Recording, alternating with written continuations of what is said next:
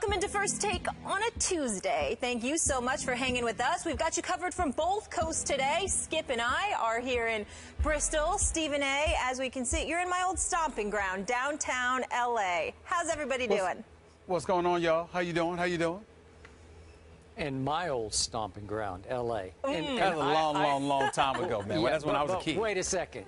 Molly and I are in Bristol, Connecticut, but once again, Stephen A. gets to do the show from Los Angeles again and again and again.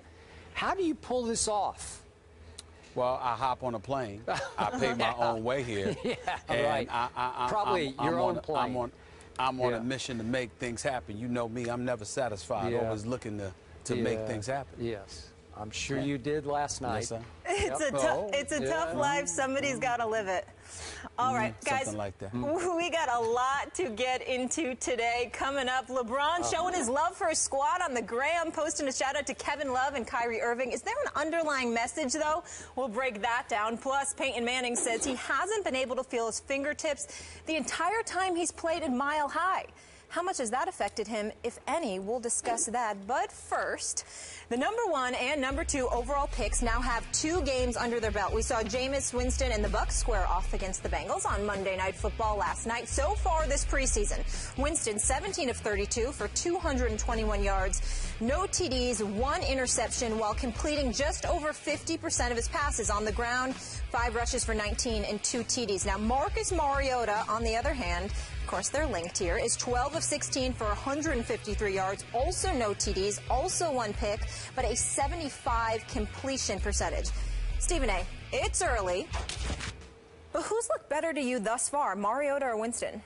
Well, I'm going to say Mariota because I think that over the first 2 games he's looked better. Jameis Winston obviously completed all 3 of his passes last night, tweaked his ankle a little bit after getting sacked by Atkins and Mulberry, if I remember correctly.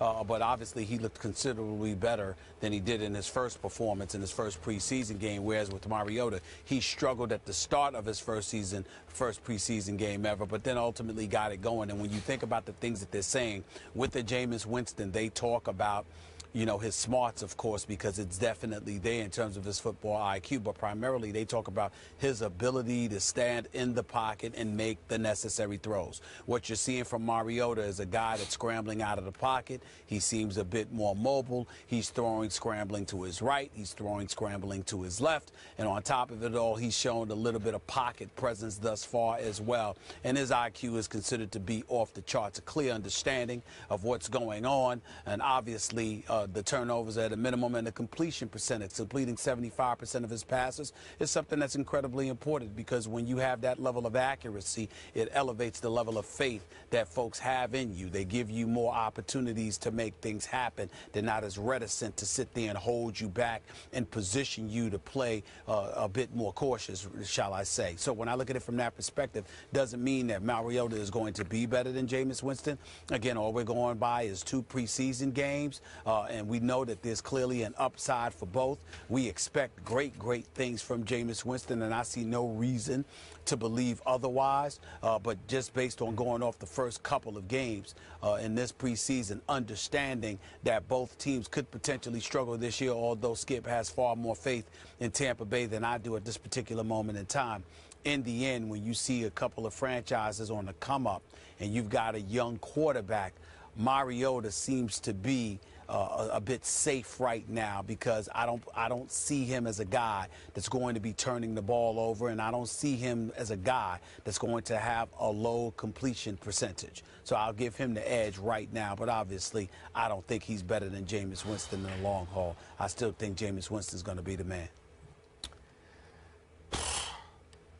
I hear what you're saying about Mariota. I will be the first to admit, though I was down on him going into the draft, he has had some impressive early flashes. I do think he will start turning the ball over more than you think he will when the real games commence.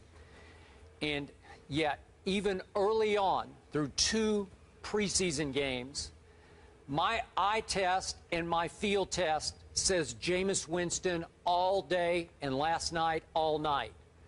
Stephen A., I know I don't want to overreact to just 1 preseason game that happened to be on our network, but I love the way Jameis immediately took over that game and that crowd in his first ever home game before that crowd. I realize that Cincinnati probably played a lot of vanilla defense, especially in the first two series before they began to blitz a little bit more. And I realized that if this had been Cincinnati on opening day, that Jameis Winston would have gotten a whole lot of different looks thrown in his face. I get all that.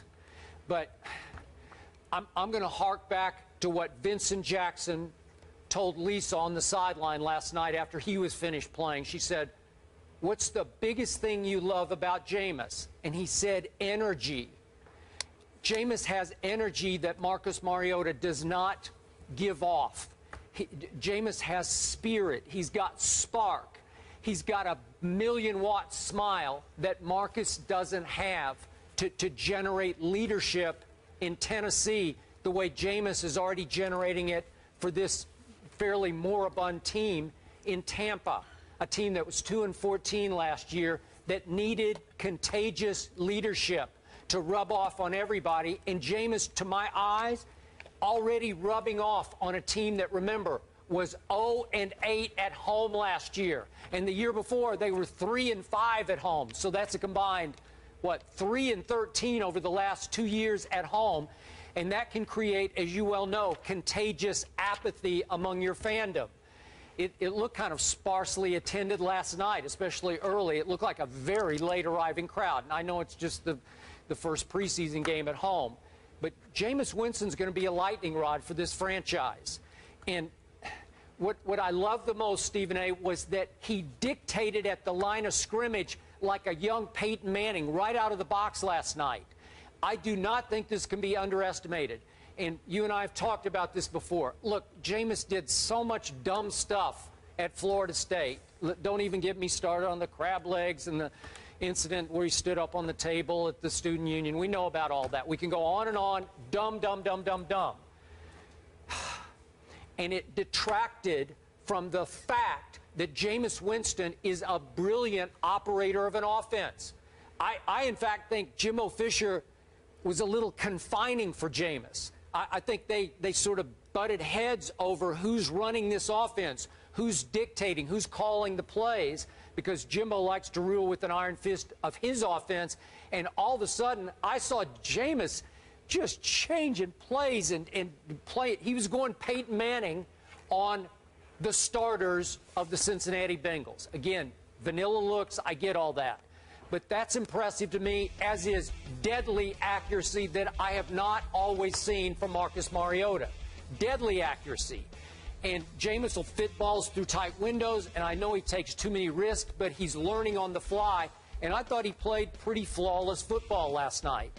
And when it is time, even though he's not the smooth athlete that Mariota is, as you aptly point out, rolling right, rolling left, when it's time and he needs to make an athletic play, we saw Jameis go ahead and bolt out to the right and dive for the pylon and score. He's capable. We saw it at Florida State. Well, he has some mobility. So the total package, the intangibles package, man, I am Jameis all day.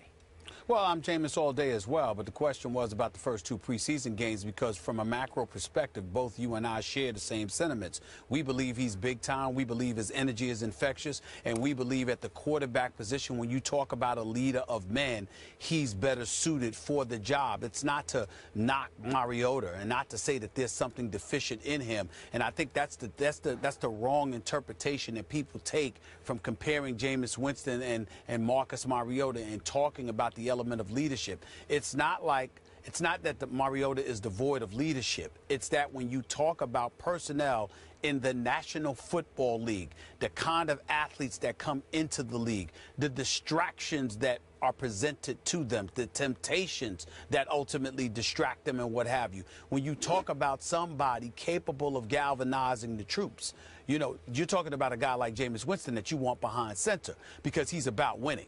and he's about being in your face and making sure to hold you accountable just like he'll hold himself accountable. You can't, even though I'm quite sure Mariota will talk to guys, he'll converse with them, he'll do those kind of things. Could you imagine being somebody on a squad with Jameis Winston and you're being lackadaisical when it comes to coming out there on a Sunday afternoon and giving a full-fledged effort? Mariota might call you out. But is it going to be in the same fashion as a Jameis Winston? Are you going to be held accountable by the guy behind center with Mariota the same way that you're going to be held accountable by a Jameis Winston? These are the kind of things that we alluded to when you talk about football leadership on the field and galvanizing the troops and maximizing their potential. So when I look at it from that perspective, I think Jameis Winston is in a different class than Mariota.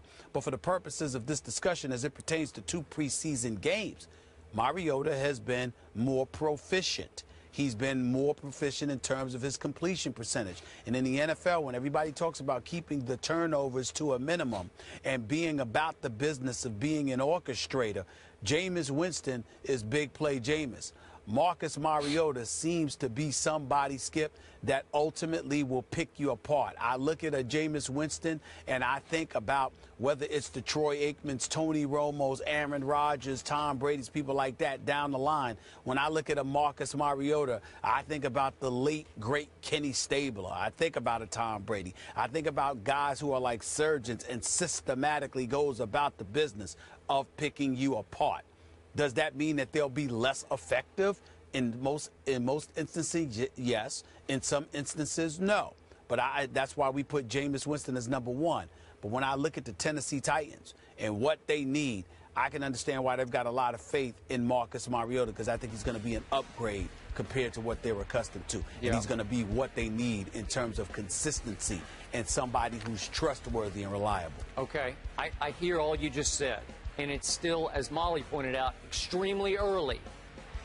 By all accounts, Marcus Mariota has come out of his shell. He could be pretty quiet. He could be a little bit standoffish from his teammates, not in a bad, not in an arrogant way, just in a shy way.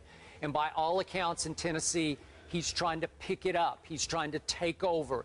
He's trying to be a little more outgoing. And I got those vibes watching him the other night in his second preseason game, that he is trying to be more of an obvious leader.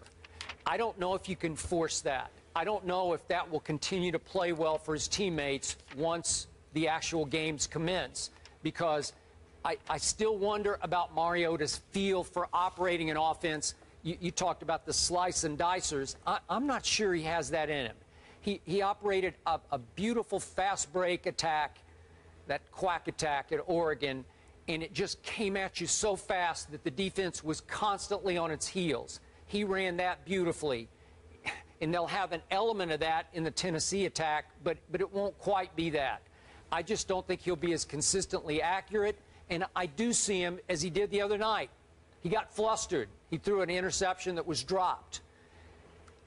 I'm just saying, I think Jameis is in this next, he's a cut above, an echelon above Mariota. I'm not saying Mariota is going to be a bust, but I think he will struggle longer and harder than Jameis will.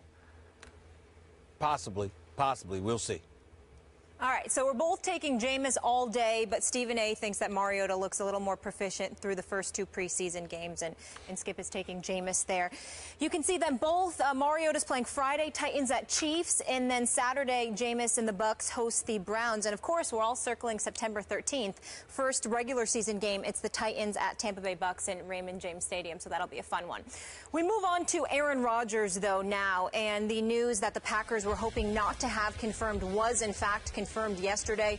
Jordy Nelson did tear his ACL, and he is done for the season. Rodgers and Nelson have hooked up for 39 TDs in the last 4 seasons. This is the 3rd most of any quarterback wide receiver duo